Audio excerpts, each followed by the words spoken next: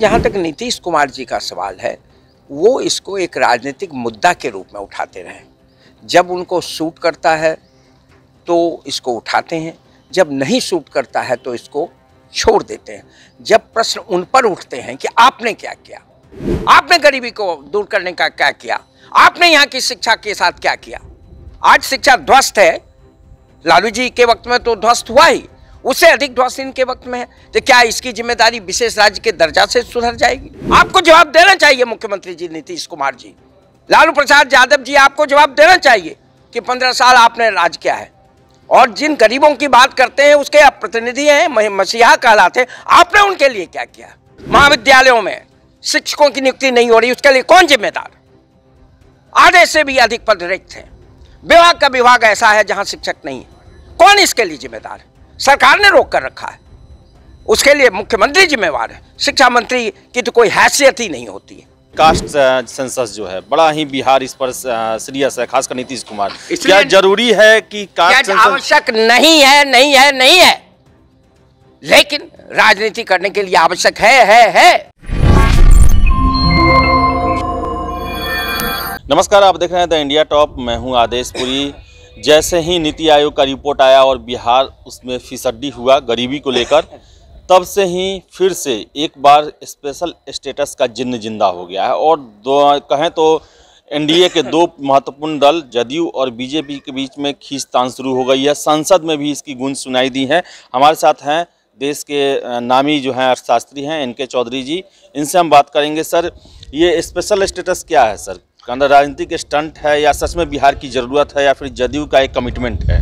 देखिए, सर्वप्रथम मैं ये कहना चाहूँगा कि बिहार को विशेष राज्य का दर्जा मिलना चाहिए।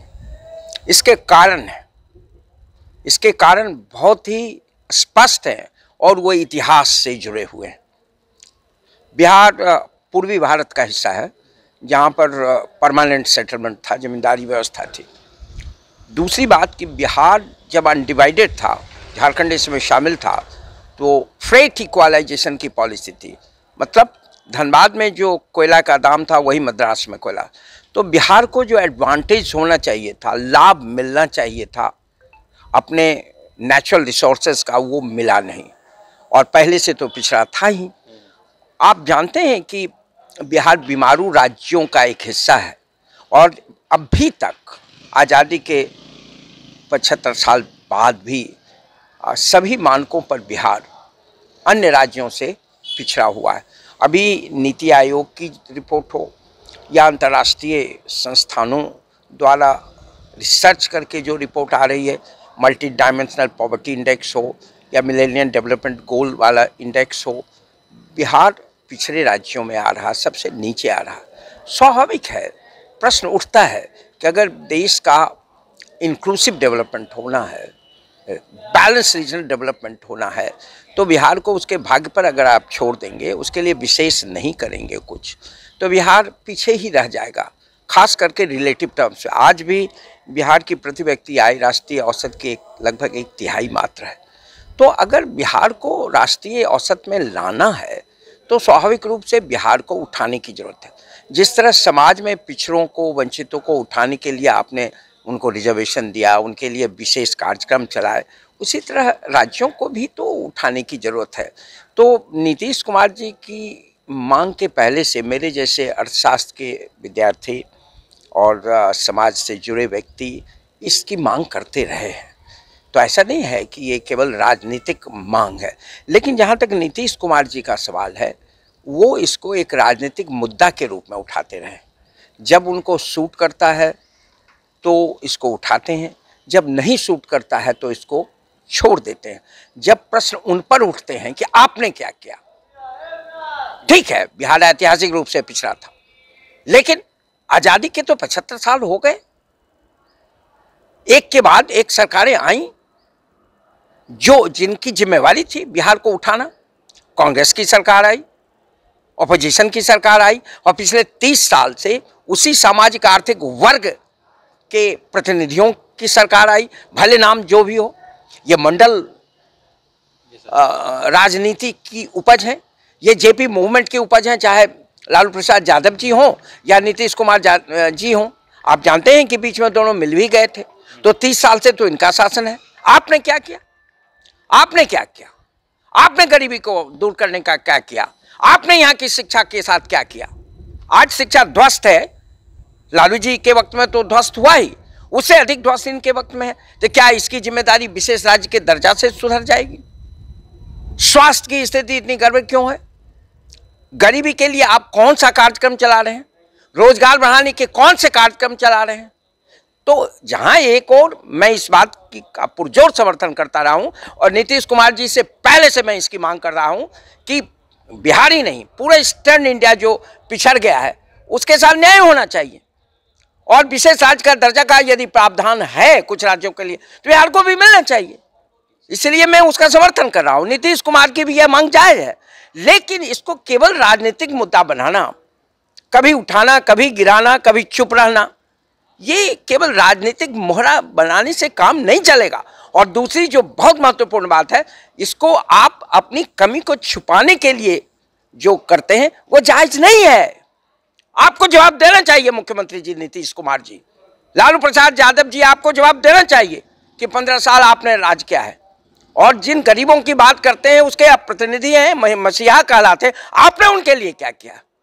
नीतीश जी आपने क्या किया? इस सवाल का भी जवाब मिलना चाहिए। तो सब कुछ विशेष राज्य के दर्जा मिल जाने से नहीं होगा, लेकिन विशेष राज्य का दर्जा मिलना चाहिए, इसका मैं पुरजोर समर्थन करता हूँ। सर, एक और प्रश्न, आपने शिक्षा को लेकर बात कहा, तो जो मेडिकल यूनिवर्सिटी बनने की बात हो रही है, इंजीनियरिंग यूनिवर्सिटी, खेल यूनिवर्सिटी, इसके चांसलर मुख्यमंत्री रहेंगे, तो क्या ये अब मान लिया गया है कि बिहार के जितने भी परंपरागत विश्वविद्यालय हैं, चाहे वो तिलका मांझी हो, बाबा साहेब हो, पटना हो, मगध हो, उनको उनके भाग्य पे ही छोड़ दिया जाएगा? उसको छोड़ दिया उन्होंने। नियुक्ति किसके हाथ में? आज विश्वविद्यालयों में, महाविद्यालयों में शिक्षकों की नियुक्ति नहीं हो रही, उसके लिए कौन जिम्मेदार? आधे से भी अधिक पद रिक्त हैं। विभाग का विभाग ऐसा है जहां शिक्षक नहीं है, कौन इसके लिए जिम्मेदार है? सरकार ने रोक कर रखा है, उसके लिए मुख्यमंत्री जिम्मेवार है। शिक्षा मंत्री की तो कोई हैसियत ही नहीं होती है, तो इसका जवाब कौन देगा? ये क्या चांसलर ने रोक के रखा है?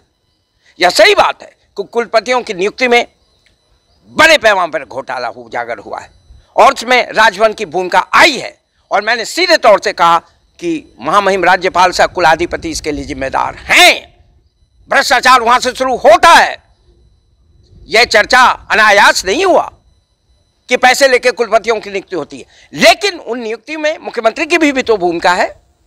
जो सर्च कमेटी बनी है सुप्रीम कोर्ट के कहने से, उसमें बिहार सरकार के प्रतिनिधि भी हैं, जो चीफ मिनिस्टर को रिपोर्ट करते हैं, एजुकेशन मिनिस्टर और चीफ मिनिस्टर को।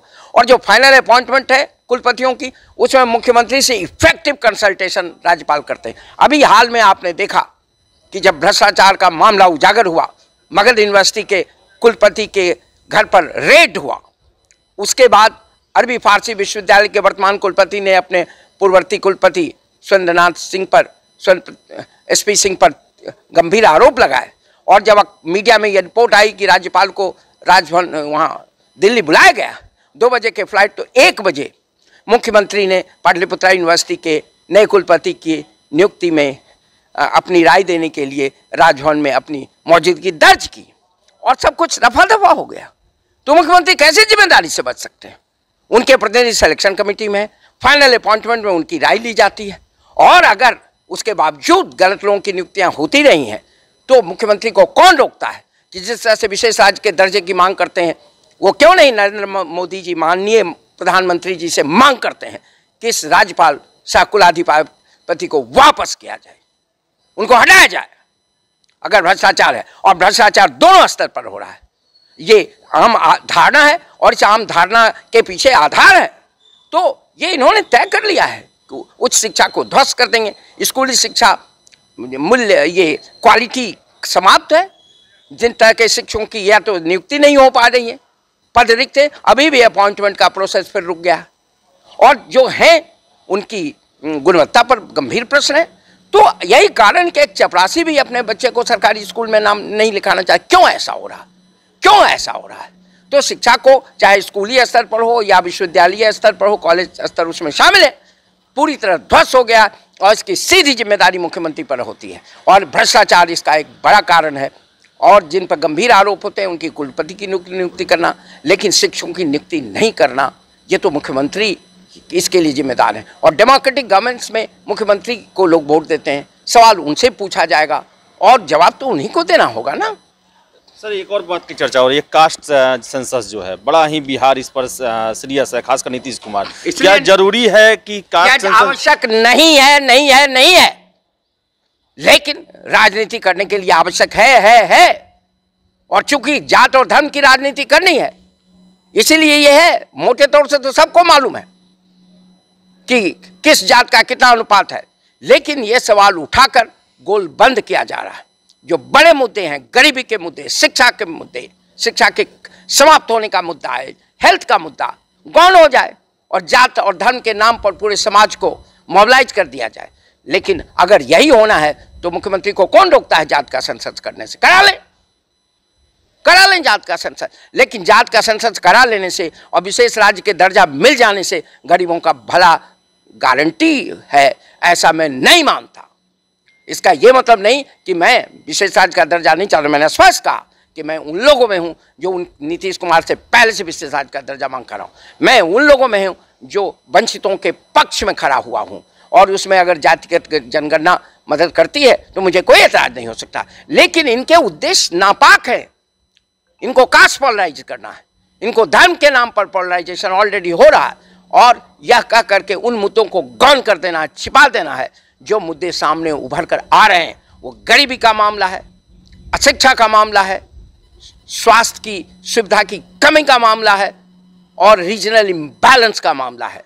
मुख्यमंत्री जी का जो लॉ एंड ऑर्डर है वह भी डिटोरेट कर रहा है। उनके नेतृत्व में सुधार हुआ था, लेकिन अभी स्थिति बिगड़ रही है। तो इन बातों को झुठलाना, नीति आयोग पर को इग्नोर करना और मानकों को इग्नोर करना और कहीं न कहीं कवर करना, ये उचित नहीं है।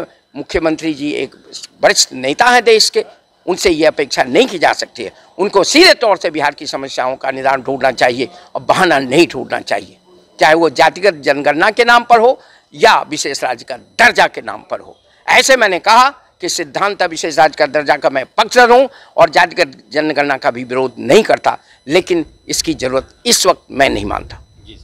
तो ये थे एनके चौधरी जी, जिनका साफ कहना है कि ये गारंटी नहीं है कि स्पेशल स्टेटस और कास्ट सेंसस से बिहार का भला हो जाए। ज़रूरत है इच्छाशक्ति की, इस पर काम करने की, और तभी बिहार का भला हो सकता है। तो फिलहाल इस वीडियो में इतना ही। बहुत बहुत धन्यवाद।